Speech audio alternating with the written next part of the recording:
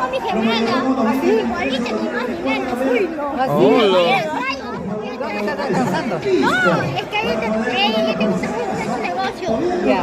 ¿Ella se ha quedado? Ella está trabajando y ella está chupando. No,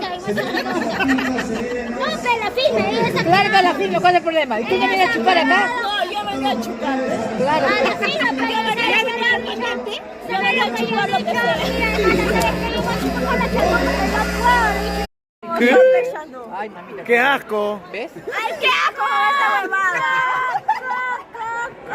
¡Qué asco con esta huevada! Oye, ay, qué vulgar de esta mujer, qué miedo me da. Ay, no, ya no quiero contar contigo ya. Qué horror. Bebita, pero yo la firme, yo te seguía hasta el final.